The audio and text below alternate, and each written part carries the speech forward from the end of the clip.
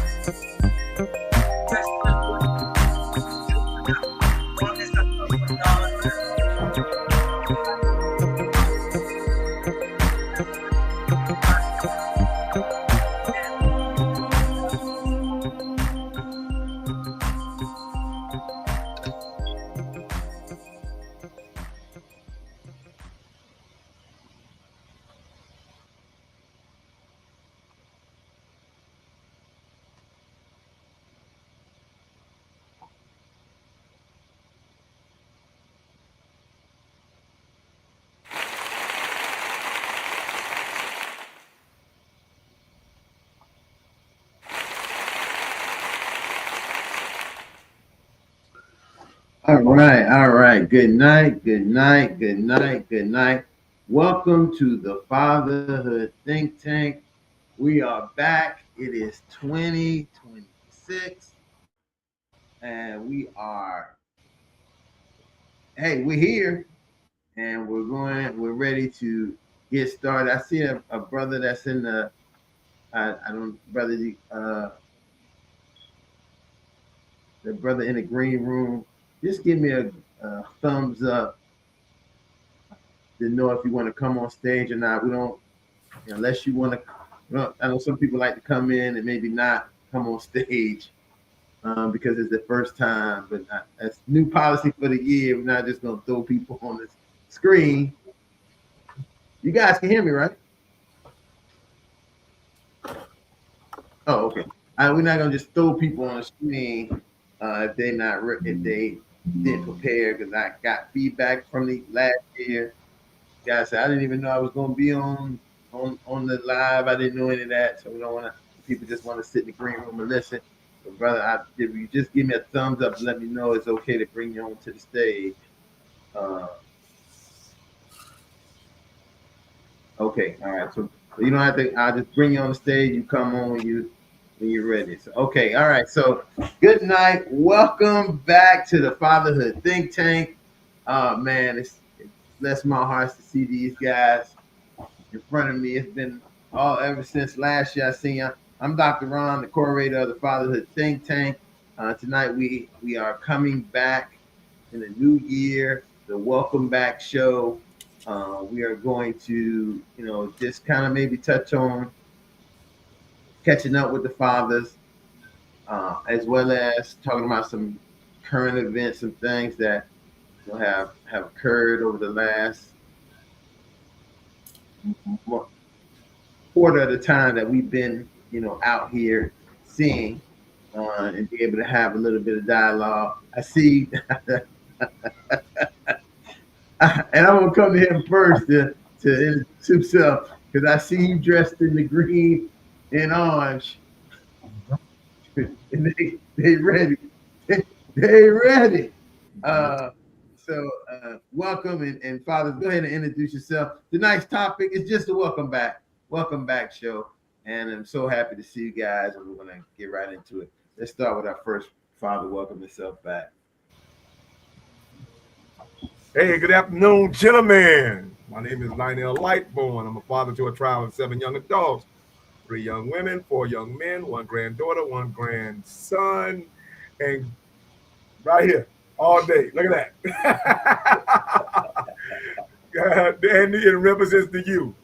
I told you when you come to this town, you don't play the team, you play the town. So that's what you're up against. Yeah, that's true. I can tell you the time I lived in South Florida, University of Miami is a community team, not a school team. It's the community. Everybody, if you live in South Florida and you from South Florida, FSU, University of Florida, FIU, FAU don't mean nothing. It's only about the U. So I just remember that. Thank you, Lightborn. Good to see you. The man we ain't seen in a long time. Right. Thought he got. I thought Trump might have got him. Sent him. I'm still here. I'm still around town. Well, glad to be back with the Fatherhood group, and I must apologize for my absence, and we'll probably talk about that next time. I'm a father of two young adults now. They're both over 18. One is 18 and one is over 18. So, the journey, the second phase of being a parent continues or goes into gear. So we'll keep on advocating and just share the words to empower those folks along their journey. My name is Rohan Rollup, by the way. All right, thanks, Ron. Good evening, gentlemen. My name is Ed Tenney. Still in transition. I'm transitioning to be a single dad of three great young adults. And I have two grandkids. The latest was born December 22nd. Huge baby girl. Girl is huge. 9.3 pounds, 21 inches long. But mom and pop are doing well. But yeah, I'm to the grandkids right now, so I'm loving it. Congratulations, fam. Thank you. And I know the doc is there. Good new member going to join. Now I'll wait for him to come on and introduce himself. Well, let's just have a moment just to have a quick debriefing, because normally we see each other every week. So within seeing each other every week, we kind of catch up on things and what have you. So I just would love to give opportunity for fathers to just coming into this first couple weeks of the new year. What are you seeing right now, and where are you? What things are you, or maybe are you even planning, hoping for this upcoming year? How are we kind of even looking and evaluating that?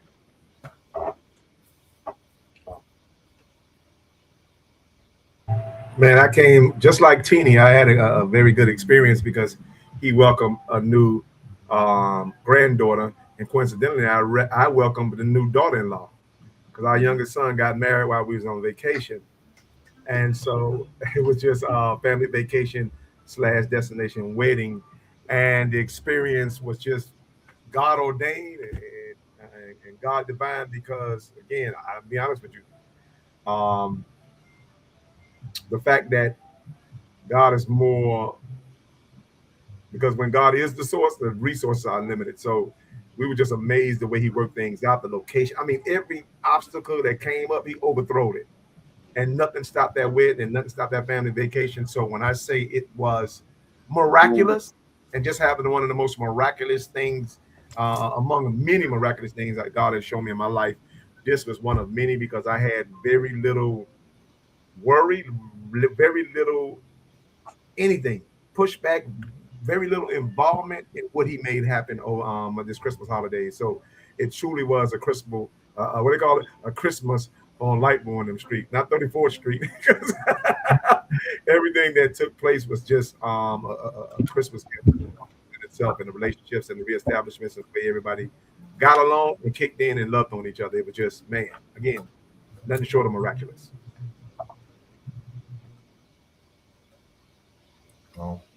That's beautiful. I seen some of those pictures, Lightborn. I mean, I seen y'all the Bahamas. And I seen I went to the parade and all that. Then I thought initially he was just there for the parade or for that Bahamian Christmas. And then I seen later on the pictures of the wedding and the reception, and everybody was looking like they was having a great time. And I think that these are the kind of things as fathers that, and I think like when you said it very clear, as fathers, we really want to eventually end up seeing these become those well done moments for us. And I mean, I don't think that people really think about it that way. We work so hard to when those moments gonna come, but those moments come, and when they do, we have to really recognize them as saying to us as fathers, "Well done," because you had some role. I mean, Teddy, you talked about a lot of this last year, a lot of well done moments, even moments where you kind of even talked about how you managed what your sons, your children wanted to do, and you kind of like gave them the pros and cons, but you showed them the love and support, and it was successful. I mean, look at your son. He's on the move. I can't wait to start seeing him start seeing him soon on his broadcast, on the show, and see how his character plays out compared to the character he had before, and these kind of things. I know as if I would tell my son how proud I would be to just be like, wow, look at this. And it's not, and I don't mean to take anything away from, the athletic world, the sports world. Somehow that's the world that at some point people think we automatically go to and we feel like we're successful. And sometimes we are, but sometimes, a lot of times we're not, right? We're not successful. We have to deal with that buildup. But I know in the entertainment, in the acting world, right? You don't have to just be on the movie to be a good actor, right? You don't have to be on the TV show to be good. You can do the plays in the park and be successful, and your craft can be seen by people and with inside you. So I just, again, when thinking about like going discussing his son's marriage and his wedding, I was like, man, I wish I would have been down there in the Bahamas. That would have been great to see all of that. It's those types of moments, that is the capstone for us in fatherhood. At many times when we wonder where do we get our ticket punched? Or when do we when we get our tickets punched? When do we get our like little trophy saying, and I think it's not that we get a trophy. We get exactly that. We get to see our son initiate and take charge of his wedding and making sure his wedding happens. And that you see that he's a man taking care of his. He is at the point that you can say, hey, he's a man who's ready to be married, to take on the responsibility to have a wife, and ultimately to start giving me some grandkids from that union. And I will feel comfortable knowing that he's ready because he managed this thing to be at that place. Because a lot of times people do it all. They you can have a lot of people, they don't do none of that stuff. Parents do it, cousins and all these other people organize. And I sometimes say, hey, when you're working hard on a project, you have investment and purpose into it. When somebody else working on it, you just coming to be a stand-in. So you might not have the same investment after the production over. You know what I'm saying? So I'm so glad to hear that. Like,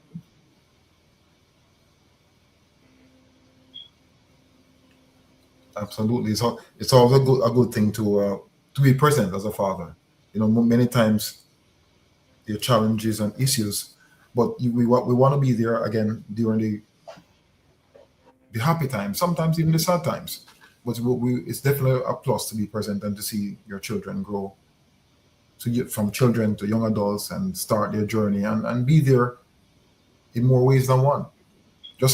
Sometimes just you being there physically goes a far way. Just being there, they seeing you, can really make a child or young adult feel good.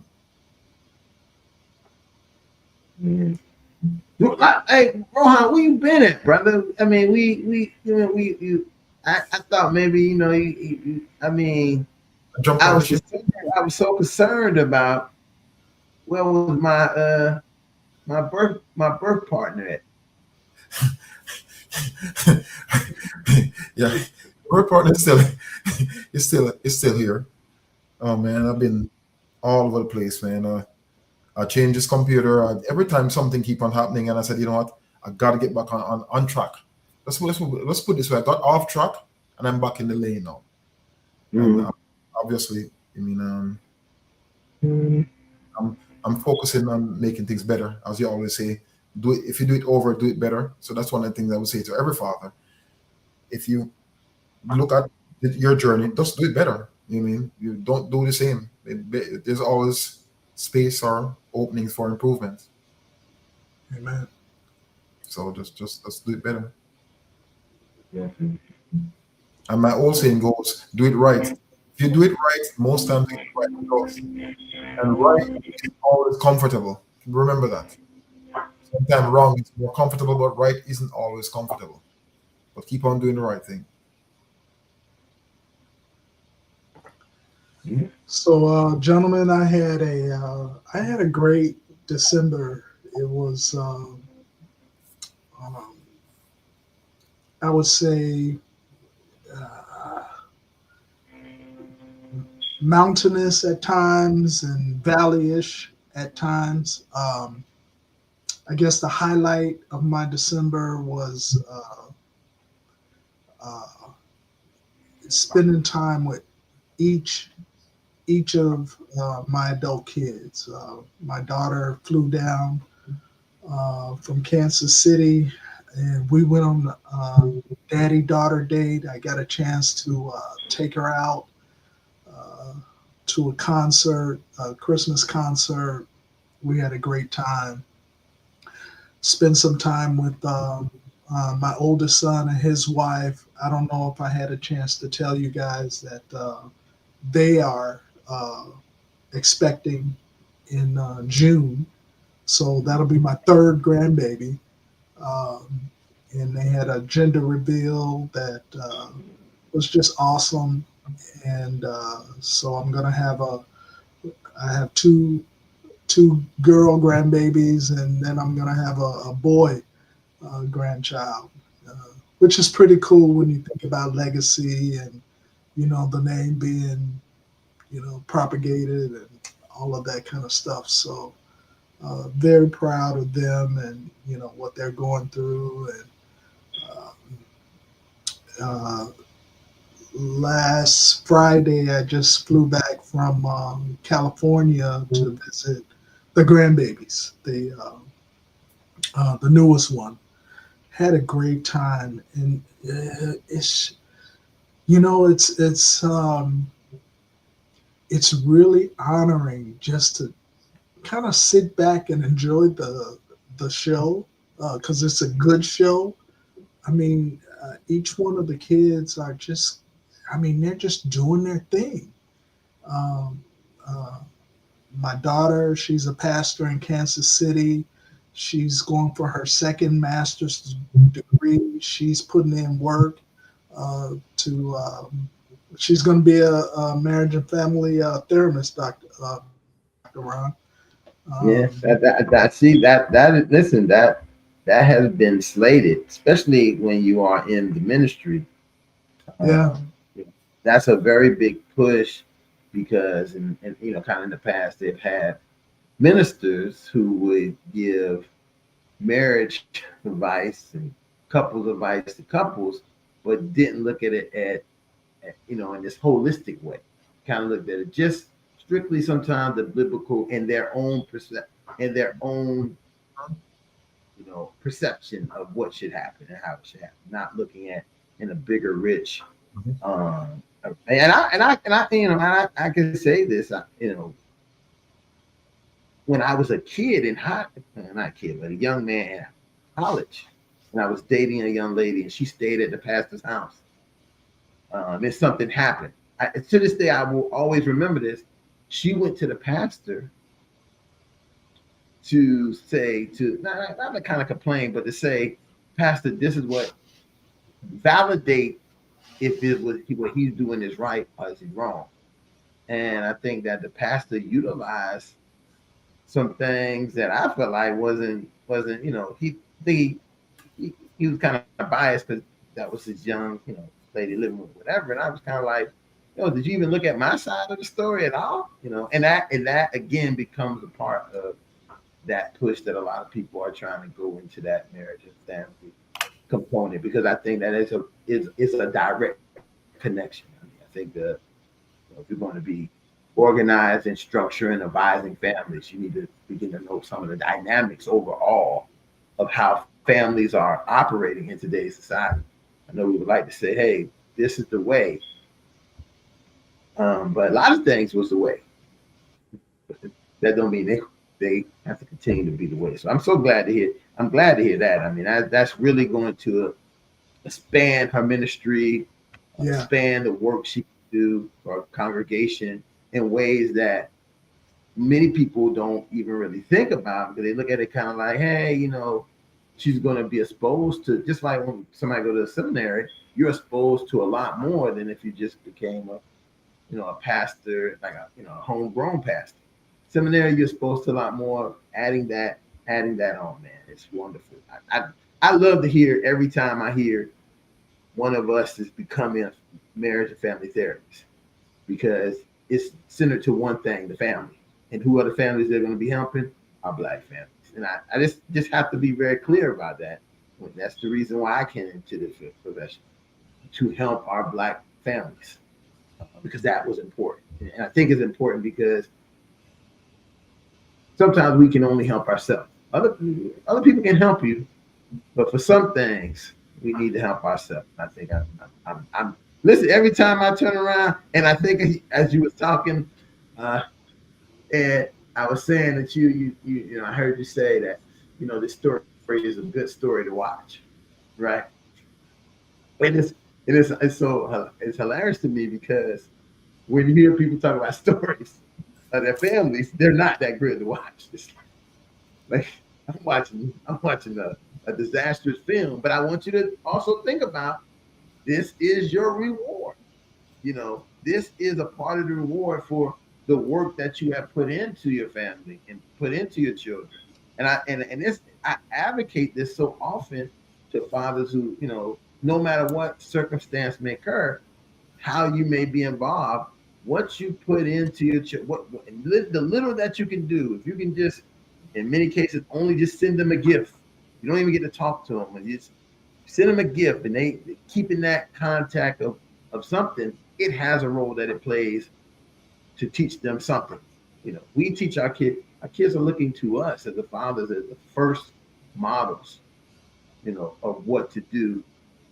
Sometimes in the comparison of what they see from their mothers, and it's good to be able to provide that. And you're getting, and I would say you're getting your rewards to see the harvest coming to position. Like right now you already got your legacy.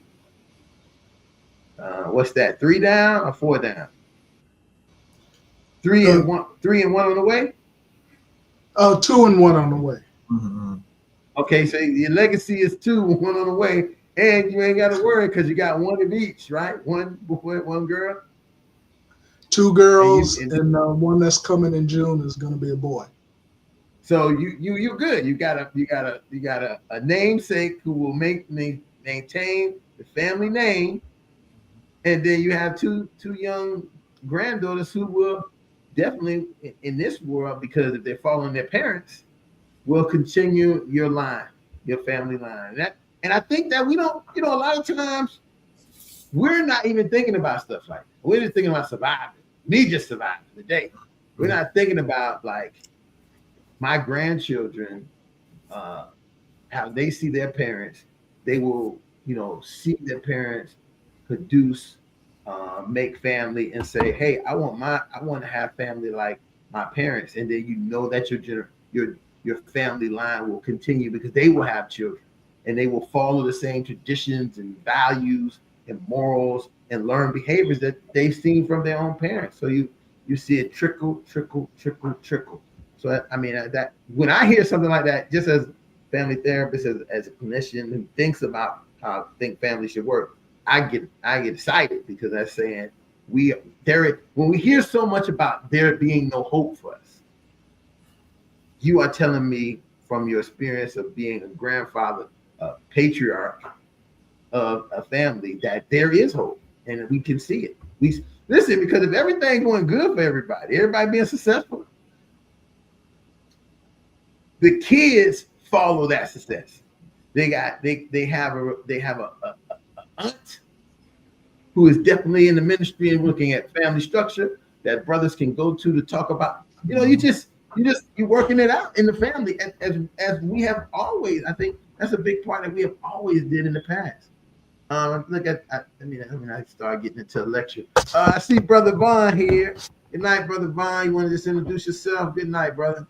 Good evening, brothers. I'm sorry for my delay. I hope all is well. Vaughn Howard, father of two, husband of one. Been in the game for a minute.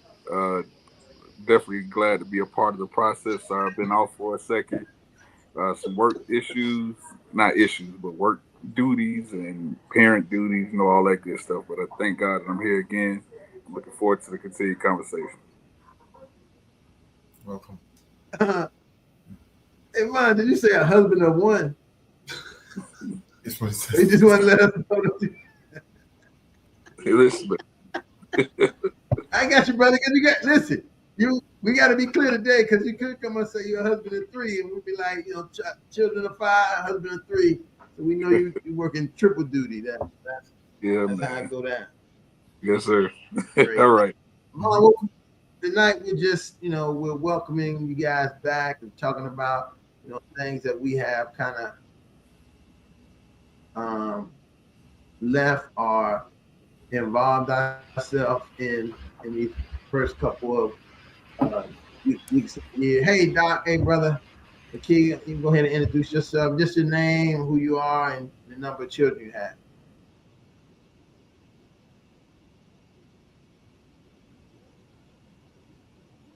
He's almost there. He's looking for the volume. Check. Huh? He's looking for the volume. No, it looks like he might be frozen. Might be frozen. Oh no, he's not frozen. Let's see, it might be. Maybe he can't hear right now. You can hear me? Oh, okay. So Vaughn, if you want to at any time, you can jump in here, talk about, what's your what are you looking at the new year and things of that nature. For me, it's just trying to find balance, man. Before you say that, Vaughn, I want to just think about this, and this is so important. I say to people, I remember when I first met Vaughn. But both Rohan and Vaughn, I can remember their children being like little babies, right? Not babies, but they were young, you still pulling on daddy pants leg age, right? And now, as I think about it, both of you guys, the time has really flown. And Rohan, both of your kids are basically 18 now? Yeah, 18 and 20. Mm-hmm. 18 and 20. Mm-hmm. 18 and 20. And yours is what, Vaughn? 17 and 15. 17 and 15. So listen, these kids are all grown, man. Listen, that just reminds us of I remember having a little kid. I think about other kids I had in my hand one time. Well, let me just say that the one part about that is blessed to be able to see them now. Let me think that first. The idea of being able to see a child from there, because a lot of people don't get to see that whole progression of children from to young adults and teenagers in that capacity. So I think it's a blessing. I just wanted to say that, brother, that I'm so sometimes shocked by that in these days. Mm-hmm. Yeah, man. I'm so going into this new year. End of last year wasn't necessarily bad, but it was stressful. Finding myself not sleeping as much. Just kind of dealing with the I guess the life was life, and so to speak. Nothing turbulent, but it's just life. So what I'm trying to do now is grow from that. I'm not necessarily doing any resolutions because if you do a resolution, it's going to probably, if you did it at the first, it's probably dead by now. But I'm trying to grow from those experiences from from the previous year and take everything day by day and compartmentalize. So that's what I'm learning to do right now is to really compartmentalize and you know learning how to say, yeah, I'm going to be a part of something, or no, I'm not, without feeling bad about it. Mhm. So, Mm. that's one of the things for me that I'm dealing with and learning each and every day. You think that I would have learned that by 46, but that's not necessarily the case. It's definitely a everyday, I guess you could say, occurrence of learning how to, I want to say not necessarily love me because I love myself, but learning how to appreciate my time and not Mm. necessarily but also understand that I have to be here for everybody else, but I need to prioritize myself a little bit more. So that's the things I'm dealing with right now. You know, it's funny that I've heard this a lot recently with a lot of people. A lot for men. It's funny because I've heard women present it like I keep hearing women present this idea of how men take on a role, especially men and fathers in the house, to kind of provide and take care of everybody, making sure everybody get what they need, what they want, and what have you. But what sometimes happens is no one recognizes, sometimes don't recognize when father's not getting what he needs, what he wants, and it becomes negative, right? Somehow it becomes this a negative, like, Dad, you're not doing the things you've always done, and they're not even thinking of it, and it's not even a natural instinct to think, hey, is Dad okay? Is this man, my husband, okay? Is this man my partner? Is he okay? And is he missing anything? Does he need anything from Mhm. people? Because it is a hard. Listen, let me tell you something. I've learned it, and I continue to learn this. To be a man to say no, right, to the people around you who believe that you are the flagpole, right? When you are the flagpole, and to tell them no is devastating. It's almost the end of the world. But we have, and not devastating to them. It's kind of devastating to us because we feel like we're not doing what we should be doing for our families and for our even sometimes outside our families, even in organizations, we feel like when they say we need somebody to do this, if we say no, we feel like we letting the whole organization down. It's gonna fall down. It ain't never gonna survive. I better go do it because and what the reality is that that's not good for you as a human. You're still a human being just like they are. And the way we can sometimes um, address that, I think, is through communication. Have a conversation, sit the family down, and say, "Look, Daddy about to be vulnerable with y'all.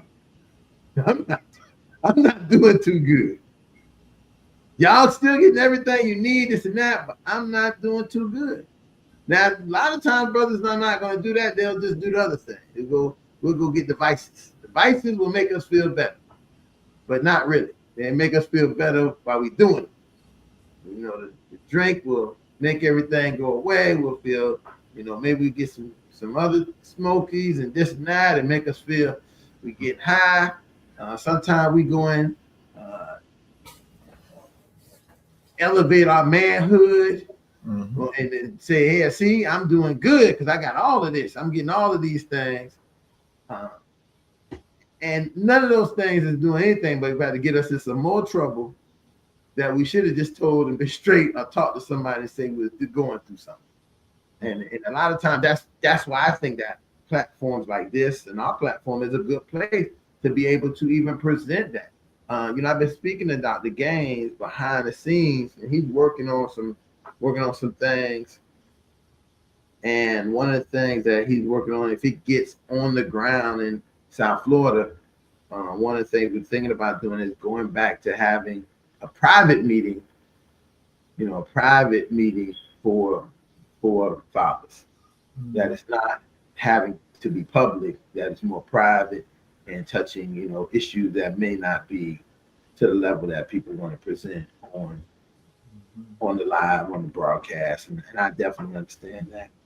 But then we also would have it on the ground route for them also to base from, So I think that that's a big part of that as well. So those are things that these are things that when I listen to what you're saying and thinking of the things that we need just as fathers in general, and that is important because our families will not be any good if we're not good on being able to provide. Not, and when I say provide, I don't want people to get this confused. I need to come up with them. We need to be able to provide them the leadership, Right. the leadership that is expected to us as the position we have and the privilege of being a man.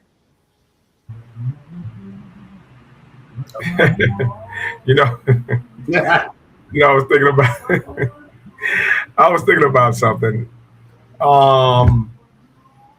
We had the New Year, so we're gonna be big on New Year's resolutions and just about everything that's taboo that goes along with it. But one thing came to me.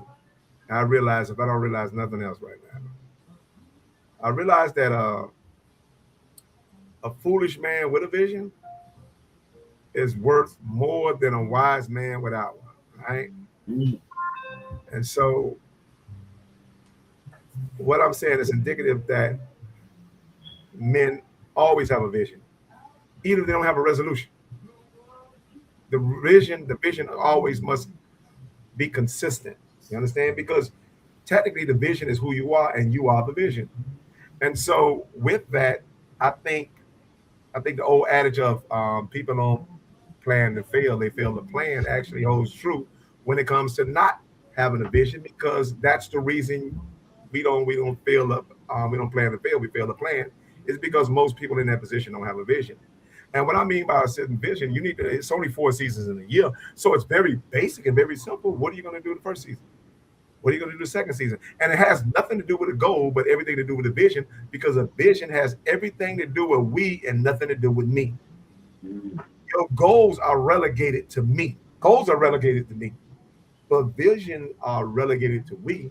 And I think that's where most people fall short, even be it man and women, is because we're more intentional when it comes to the me, and that's lackadaisical when it comes to the we. And so I think we need to figure out what.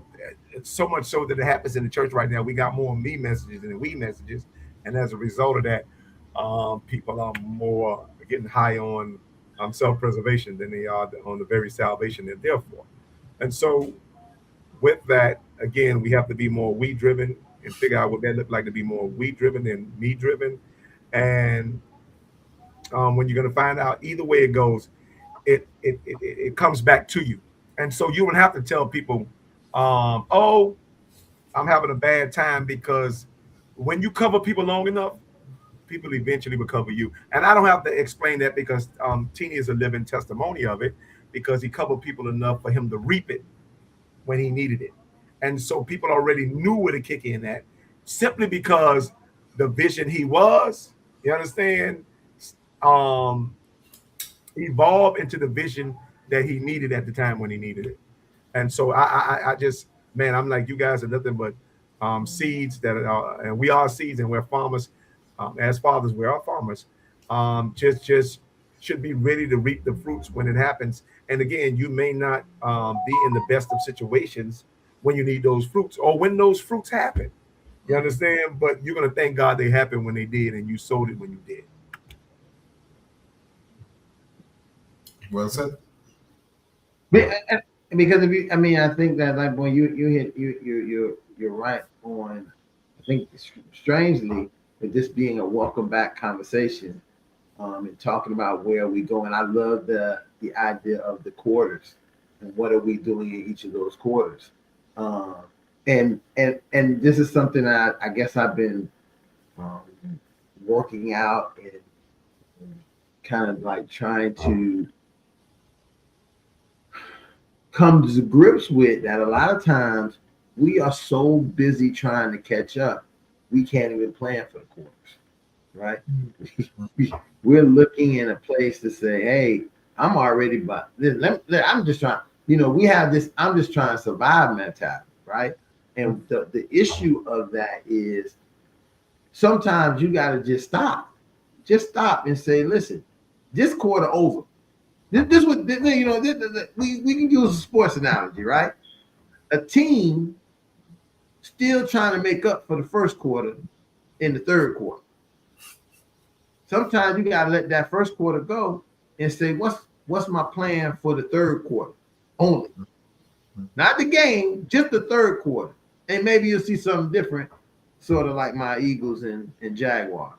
They both fell out in the whatever they was trying to come back from. Dolphins fan, but Huh? I say you could be like me and be a Dolphins fan. At least you got something to cheer about. Well, see, that's the survival mode, right? You don't even have at this point, it is such a survival mode, and that being in that capacity, you can't even think about, when you hear me talking about, oh, we didn't make the quarters, you're like, we didn't even make the life. Basically, I mean, we was at the shelter the whole. We was in and out of shelters.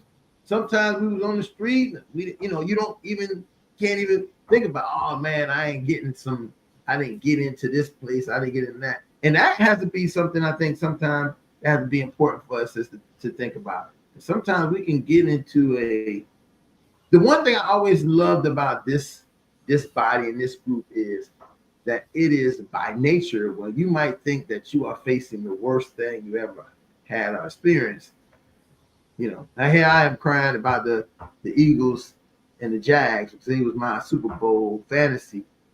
Here goes somebody to remind me that, man, we didn't even have any kind of season. We lost one of our key players in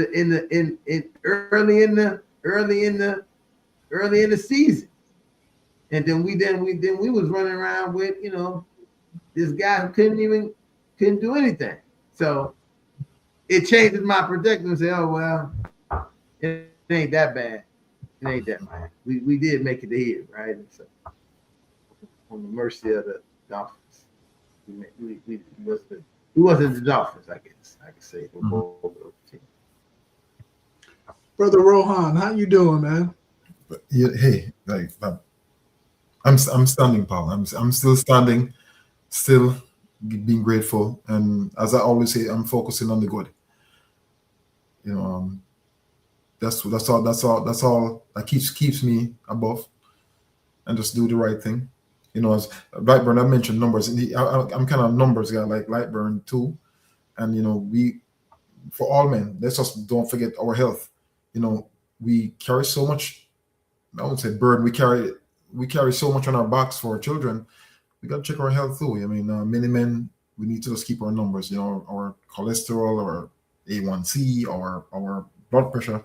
Let's look at those too. As Ron said, many of us don't verbalize, but don't be afraid to just keep those numbers in check, just to see what's going on. Maybe you need to add here, lose a little here, and just try and be around for those memorable moments that Lightburn mentioned earlier. It's something to think about. Mm-hmm. I mean, I think that you're absolutely. I mean, again, I think that I'm with Ed on this. I know where Ed coming from, and I think this I'm with him on this. When he asks, "How are you?" I feel that same way. I'm hoping that you are doing and being the best. And if it is, and you need to, call me after this. Mm. You know, and I think I told you this from the time we met. Never feel that the phone call to me is ever a problem. No, I think that's a big problem sometimes we have. And I'm not speaking exactly about you, Rohan, because you call me all the time, right?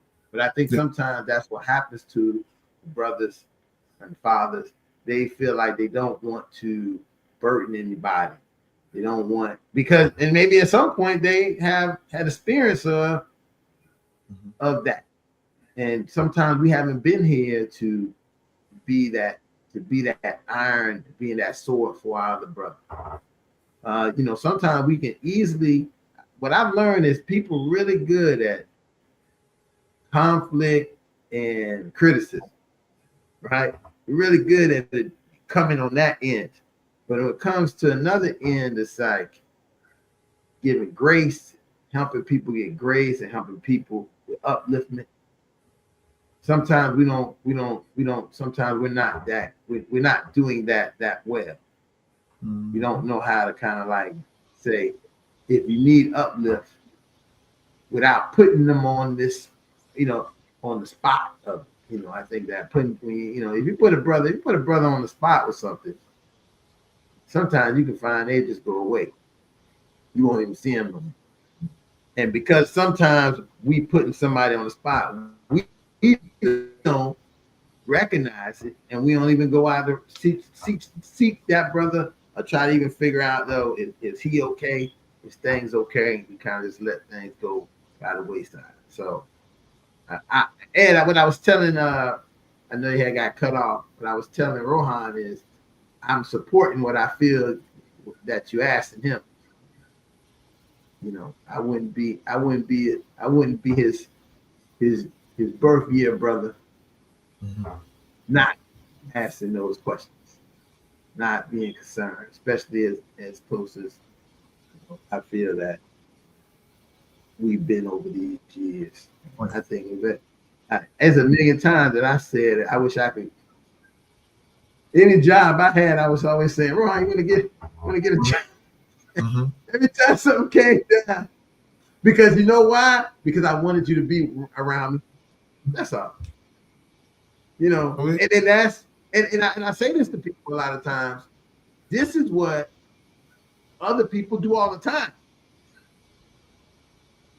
This is what they do all the time, and this is why they're successful and their businesses flourish, and they go to places, and everybody involved is prosperous because you bring the people that you want around, and the people that want to be around, and you're able to work from that place, you know. So, and I don't know, I just felt the energy of what you were saying, Ed, and that's what I said. I appreciate that. The WhatsApp chat, are we all on the same WhatsApp chat? Do we the Fatherhood WhatsApp chat? Yeah, we still, I mean, I think we all still on there. Yeah, I mean, everybody I know is on there.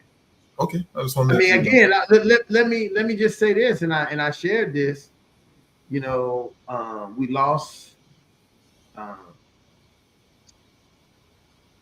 brother Chad Campbell, and I don't know how many of you guys remember Chad. I know Ron. I know you know him, definitely Ron, 100%. And like, well, I'm positive you know who he is because he was there when we were still at.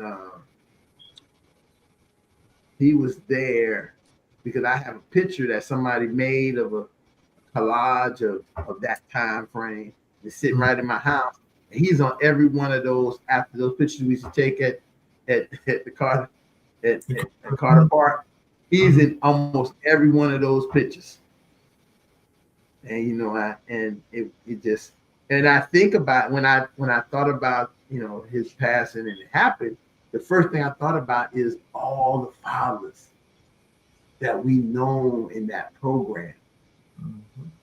Just, you know, just many of them, like some of the most enthusiastic, interesting fathers we had ever, having the pro. These guys were, they weren't like fly by night, mouse in the corner kind of guys. They were advocates. They were strongly about their kids, fatherhood. They really appreciated the time of spending this time. And so, that's definitely something that's so important for us to remember and think about when that time is carrying on.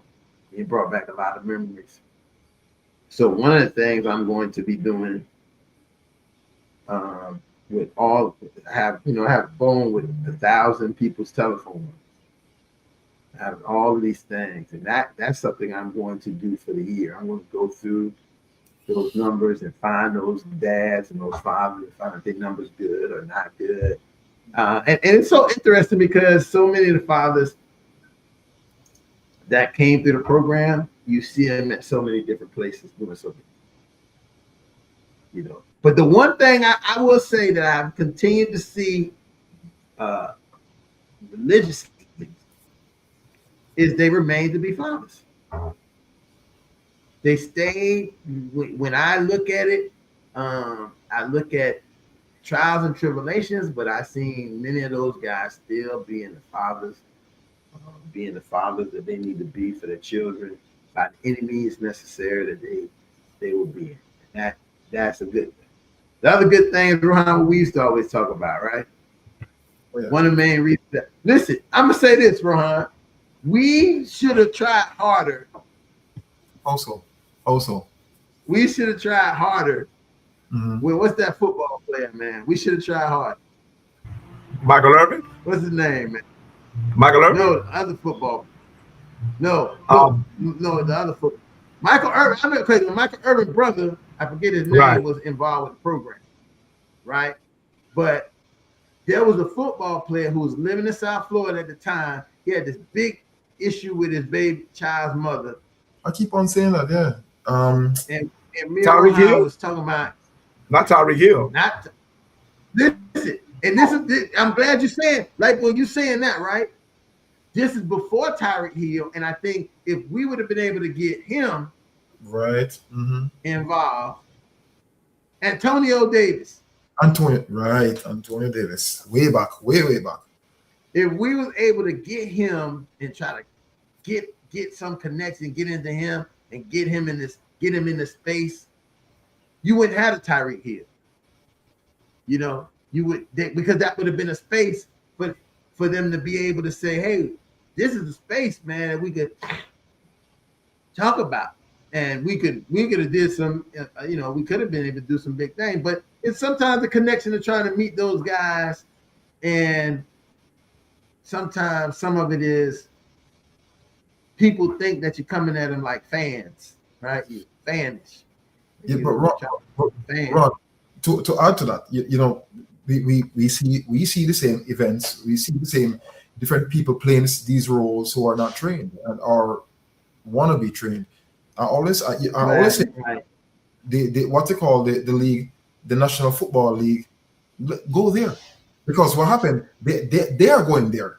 So you may not be able to meet them because their lifestyle, their wants and needs and the expectation. But if you go to the NFL and put a proposal to the NFL and says, guess what? We can run a class to make your players benefit. Then it can be presented from them. Well, you know what? When you talk about building a successful model, Rohan, you have to do some asset mapping first. And I'm just going to talk factual right now. Yeah. And so when you talk about asset mapping, you got to understand where you fit in first. You understand your value, where you fit in, what's out there, and how you can make what's out there or expand what's out there without actually conflicting or competing with it, right? And so being in this fatherhood think tank and doing this for X amount of years with Ron and all the rest of you guys on here, I have to understand that the NFL already has a fatherhood and manhood type advocacy going on, particularly through the black guy who used to be the coach for the Colts. Very huge. All pro dad. I know about Roland. Yeah. So Yeah, I can't Tony remember. Dungy. Tony Tony Dungy. Dungy. Absolutely. Tony Dungy is a huge advocate for fatherhood and just manhood, or developing the total man when it comes to men in general, specifically as players as well as coaches. What he lacks in doing that is worker bees, and I'm talking about global worker bees, where he can have a network. He can say, okay, the Fatherhood think tank functions out of South Florida. And then somebody functioning out of Tampa. And so when it comes to his players, you would have fatherhood advocates and think tanks and activists in every city, in every capacity. You would actually have football teams. You see how it works? So the problem is, well, again, we are saying something that needs to be developed that actually is already developed. It's just not connected. You understand? So he can actually do the distribution for his players, for his players, and give it to his players when it comes to the local capacities that's already serving fathers and cater to the total man. And so it's not so much that it don't exist; it already exists. It's just not. He does. Right. It's not. Well, I mean, like what? I'm gonna give you a great example. It is the people that they go to get that should facilitate it. That's not what they're interested. Like the Dolphins. I had the opportunity to meet the guy because they needed somebody to come in and do a little domestic violence presentation. Back, meet the guy who managed and who was the therapist or whatever for the team, right? Or whatever. Well, maybe there was the therapist for the Dolphins organization. So he came in, he would do like presentations, this and that. But I think what ends up happening, what I observed, is that he didn't put a lot of effort into it because I think that it didn't seem like that was the interest, right? Like that wasn't really yeah, he's here, he's gonna do the pre. So, and I don't know if you guys, I know about this based on my working in domestic violence, doing presentations. You show up, you come to talk about it, and people be like, oh my God, I got other things to do. I need to be reading this playbook. What I want to listen to you. I ain't got domestic violence problem. And a lot of times they're not even knowledgeable of what that is. Right? They're not even, I remember when I was doing doing that for the doctors, right? The doctors. And they were saying they didn't have anything like that going on. They had never. And I remember one female doctor coming up to me at the end of it, and she was like, I did not know this was what I was going through. Wow. She literally said, I just thought I was in just a marriage that wasn't. I did not know that this was unhealthy, intimate partner, domestic violence relationship. Because she said, my husband has never hit me, he never touched me, but it wasn't just about the touching; it was about all the other things that occurred within that relationship and how it played out. And I would say a lot of times people will brush this off because this is not good. And listen, I sometimes feel like people don't really want to help people, right? I worked in industry, working in education. You see that there's teachers that come and they just want to get their check and go home at the end of the day. If this joker can't read, if he can't do whatever, that ain't my problem. That parents need to do more. I'm only here to present this curriculum, and he not only he can't provide it, that ain't my problem. I'm gonna keep it moving. And you have somebody like me who say, "Oh my God, I'm holding other students back because I want all the students to come together." People get mad at me. You can't hold my child back. Why? I'm not holding them back. I'm not just rushing them through. I'd rather than get all the stuff and have it good and have a little bit than have a whole bunch that don't know none of it. And Ron, a lot of times, the good thing you brought up. I remember years ago I was watching this football player, basketball player. What's his name again? the one who did Michael Jordan, he went back to the school and he took his janitor and bought him a house. And I'm like, is this real? And when he bought my house, I think he said that janitor believed in Michael Jordan. And years later, when he was down on his face, still working at the school, Michael Jordan went back to the school and bought him a house. So look at that. You just said some people come and get their check, which we see it every day. You know, I get my check. I do my 60% or 50%. But here's a janitor. Here's a janitor who's not even a teacher, who believed in a student. And maybe just by believing in a student, look what happened years later. So doing the right thing and taking time for that student, it may not be the reward right away, but it may be a reward down the street. Mm. Something to think about. I never.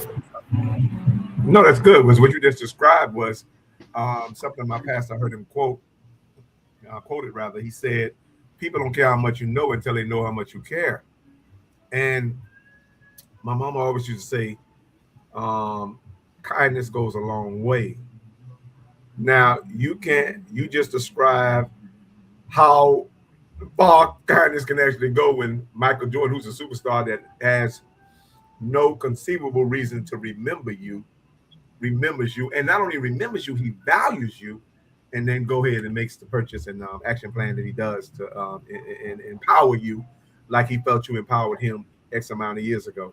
And so there is, I think we have the value what empowerment really look like, and we function on a lot of pseudo empowerment because our empowerment is predicated on what a person might be tomorrow as opposed to who they are today. And so if you're going to really empower people, you should empower who they are today, you understand, in spite of what they might be tomorrow. You understand? And I think we see morality as some type of pseudo investment right now, and something that we feel like that we should be getting something out of tomorrow if the possibilities are likely. You understand? As opposed to less likely. I'm like, listen, I'm going to sow this kindness, whether I reap it or not. Most people sow kindness now, predicated on what they reap. You understand? As opposed to what they may not reap, and that's sad. And so I think a lot of us, I think we have to reevaluate our morals and our reasons for particularly doing things and being in relationship with humanity, simply because it will benefit all of humanity for me to sow this kindness today, as opposed to just benefit me. And so that's what I'm watching a lot of. I mean, we've come. I'm just being blunt with you. People say what they want to say about Trump, but I think we got the president after our own heart.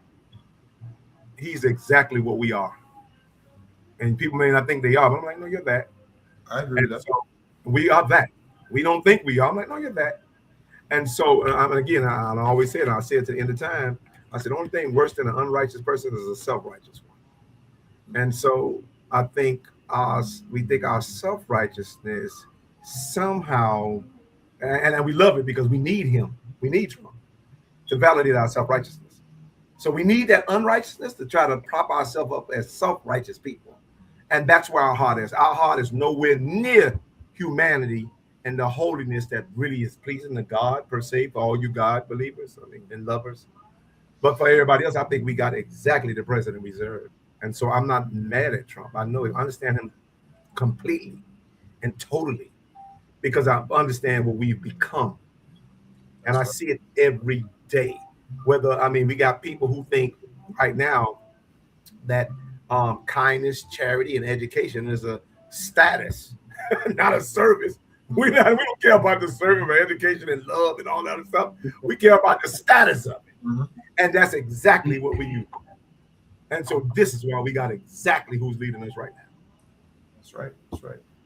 Remember, life more. Many things that you see is being thought in many people's head. All he's doing is doing it. Birds of a feather. Right. Rohan, you're absolute. Listen, it's funny. I love these. I love when we have these conversations because it gives an opportunity for me to listen, for our brains to be able to calculate and begin to at least give people maybe some hypothesis about what they should start thinking about in reference to how they continue and what they do. Like boy, you said very clearly, we got what we deserve, right? And very often when I was a young high school and the boy who the guy went off to college, he came back in town and he died. He got killed. But, and I had from that time, first time as ever when I had to think about and deal with actually knowing the person who got killed, right? And then what that said to me was, what does this mean that I need to do and how do I operate? Because I was going to be following the same path he was. I was going to leave, graduate school, go to college, be in the band. I was going to be in the same band. All of these things I was going to do just like him. But then what happened when that happened to him, the message, right? The message of that happening made me think about how I do things differently and how I operate, right? And then, Rohan, you said that the part that you said is also important is that we do these things and we sometimes not acknowledging that we're doing that same thing. We don't really see it. And I think that's the message. These things are being what we're getting and what's happening is not just happening by circumstance. It's happening for us to, as Tenny said earlier, witness the show and recognize what he has done to contribute to the show. That means for us to say, hey, where we at right now, I might not could change Trump. I can't change my congressman, my people. But what can I change in my little community to make it different from what that show is? You know, and it starts in my own house with my own family. You know, that's where it kind of starts. So you can't be able to sit back and see a great show if you haven't thought about how to organize and structure the show you want for the seasons, for the quarters. You know, for this first quarter, we know it's crap. So tell ourselves, I can't do nothing about that. Let's start looking at the next quarter and how can I change the dynamic of me, myself, my partner, my kids, and then through that energy of my family, present that to people in our community for them to follow. Because we are a conforming society. I listen, without no doubt, we in the United States of America are conformists because we're capitalists.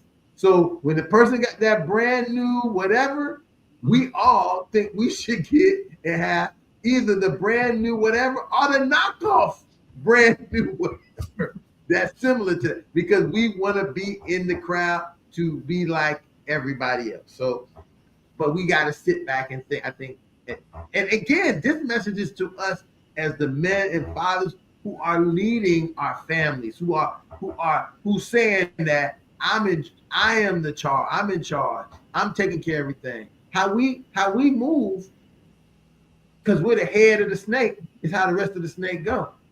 Mm-hmm. Is this true? You don't like that analogy?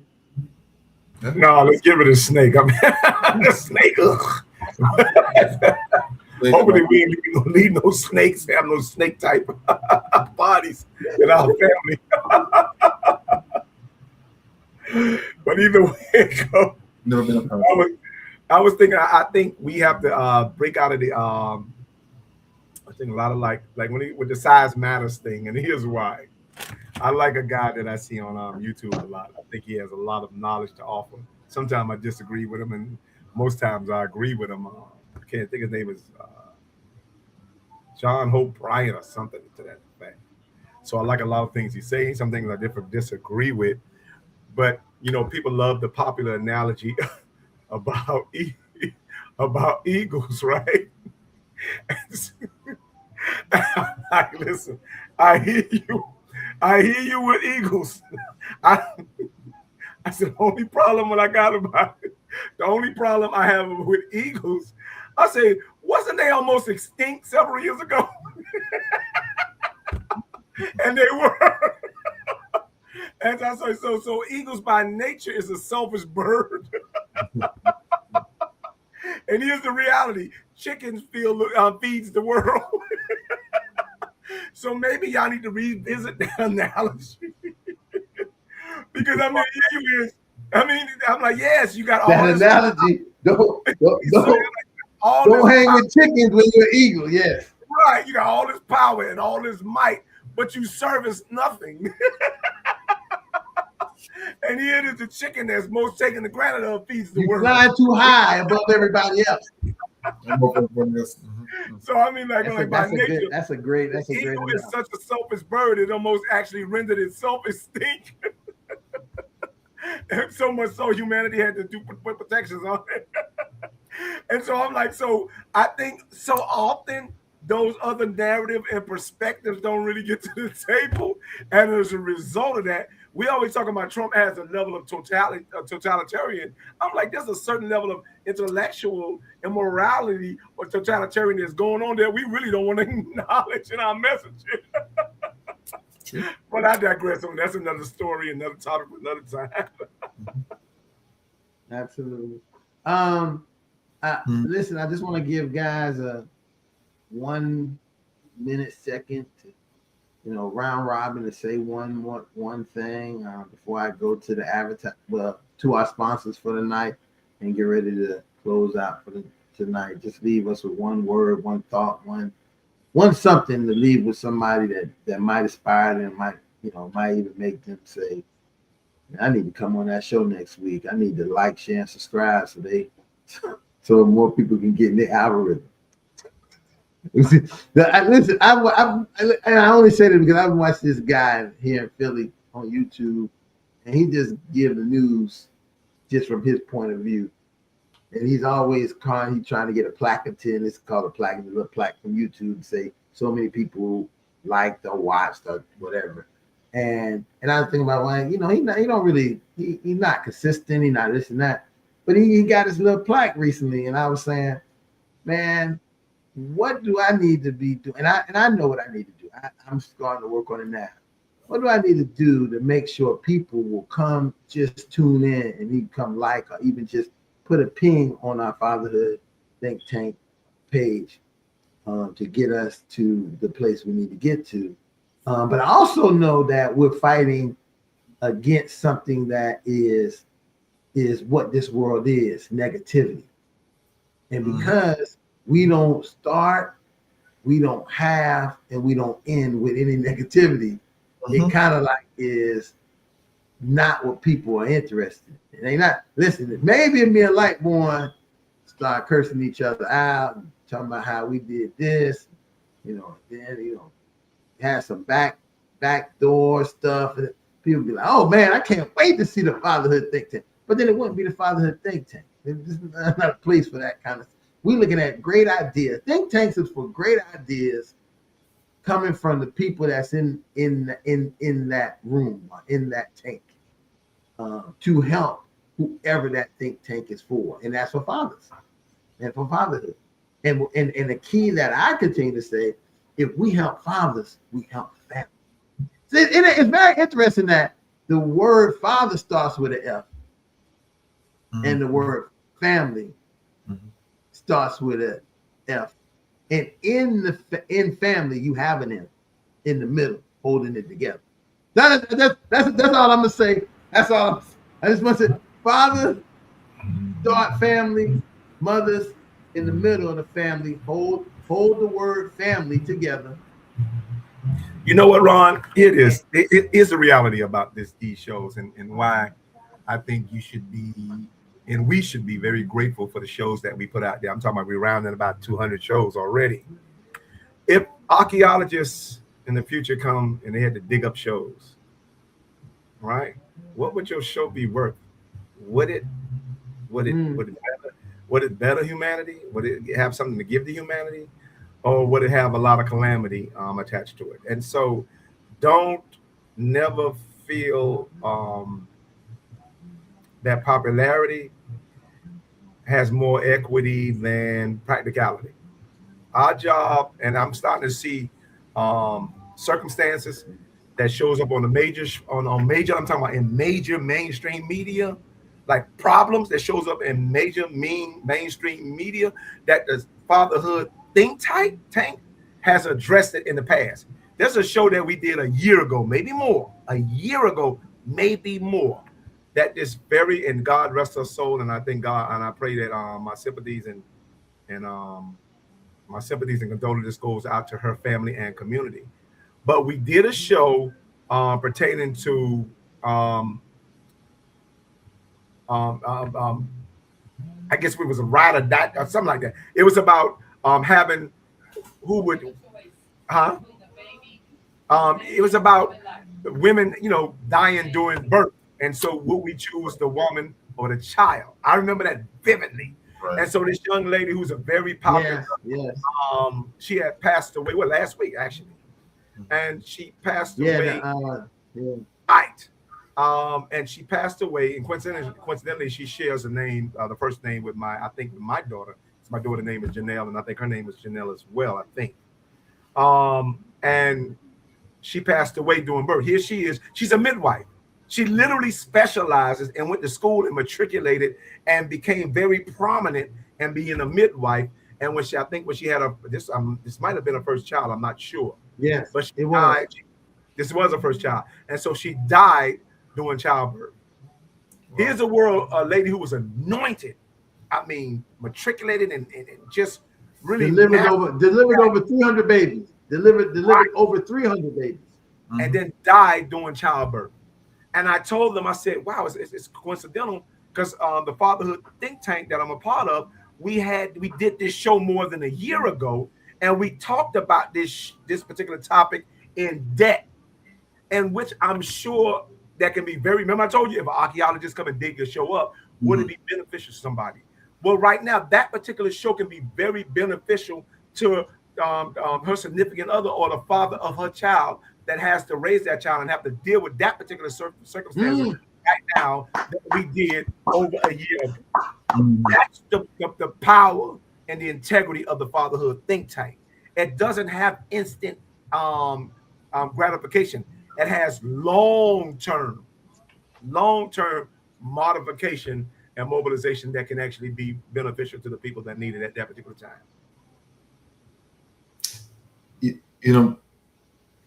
For the show, there are so many things. There's so many things that are changing as we speak. We know where the men are. We know where they are Friday nights. We know where they hang out. Many are trying to relieve stress. Many are just trying to forget life in general. So maybe we could again target men, because we know that more men commit suicide because they don't have a venue like this, a place where they can go, like Cheers. So, and just speak their mind. Let's just use that for a quick example.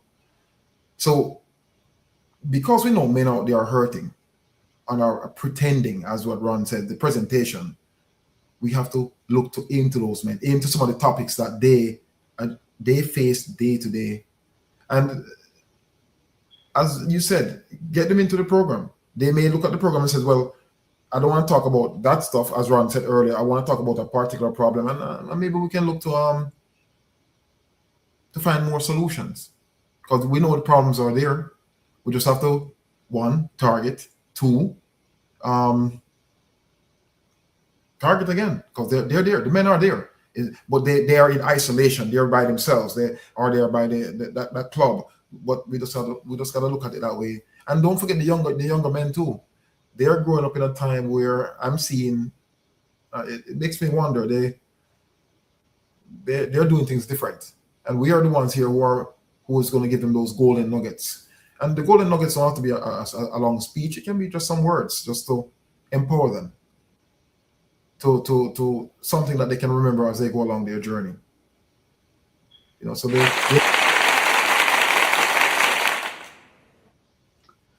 I guess, gentlemen, you mentioned a word. The word for me, like, going into this new year, I think would be confidence. I feel like 2025, my confidence was shattered, and I want to go into 2026 a more confident individual, and I'll be leaning, heavily on shows like this to be able to gain wisdom and knowledge and experiential situations, just to be able to step into that. I'm going to need that as my children get older, especially as my grandchildren get older.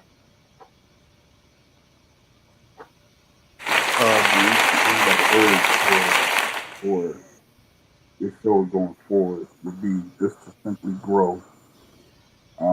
Grow from not from mistakes the day before to be better the day, so that you can help somebody in the future. I think this what this show is,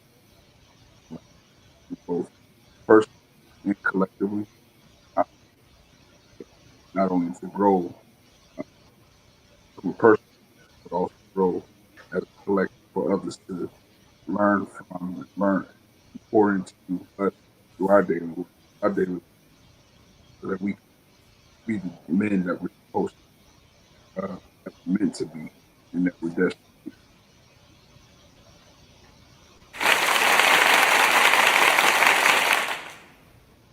All right, guys. Hey, man, we like to try to have that every week, every episode. So let me just run through our sponsors. We have some brand new sponsors who sponsor the show for the upcoming year. But let's start with our first sponsor. As we know, very clear. We have Fort Lauderdale Brothers. That's the Zeta Chi chapter of Omega Psi Phi in Fort Lauderdale. Has been a sponsor from the beginning of the Fatherhood Think Tank. Has been a sponsor when we was on the ground in the halls, mentoring, sponsoring food, sponsoring all kinds of things. We also have some of our new sponsors.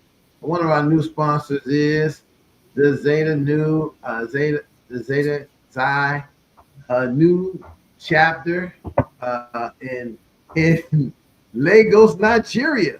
Uh, So we trying to make Fatherhood Think Tank international. So we'll make sure that was where Dr. Akeem is a part of that, and that's where he was coming from. So hopefully we'll get some more of those guys. That's when we had the show the other day, and we had the guy Femi on. He's also a part of this, and so that's what that's another sponsor that we have.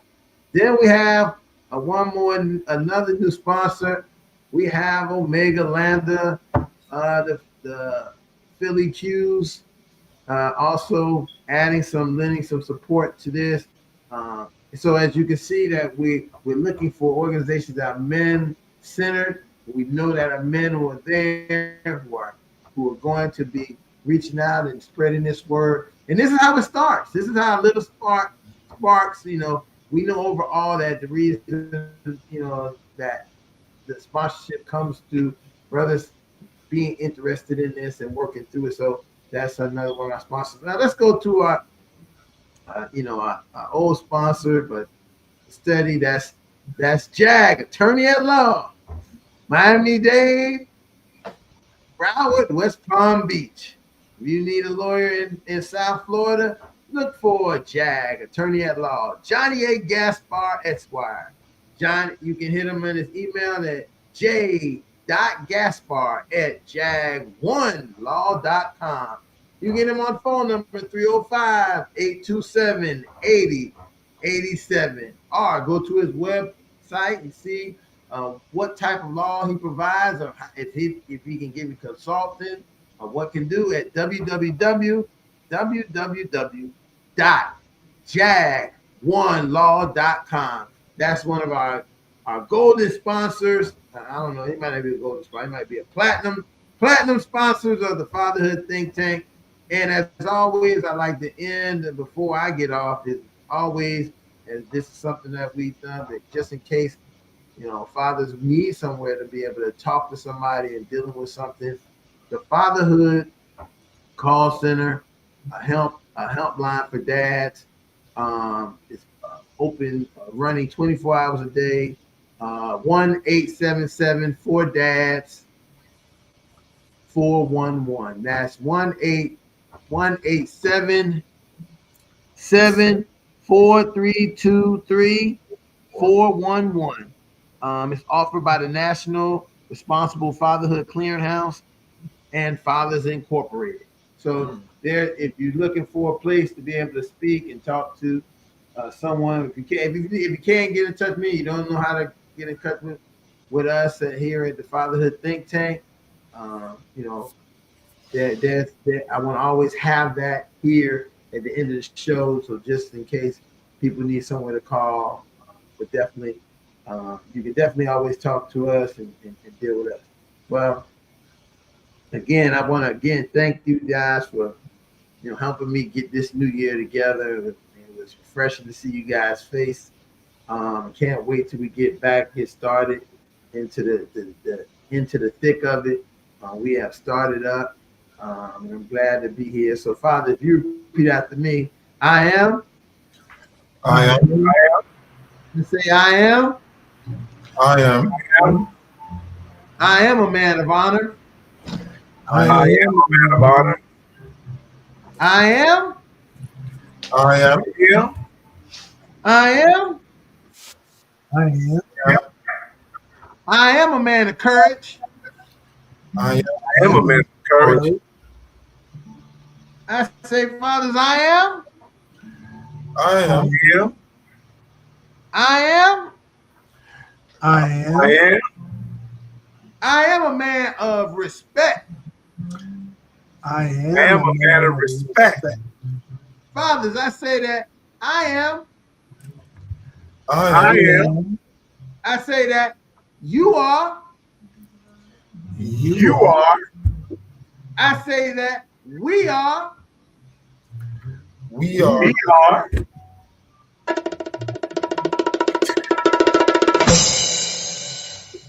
Championship father.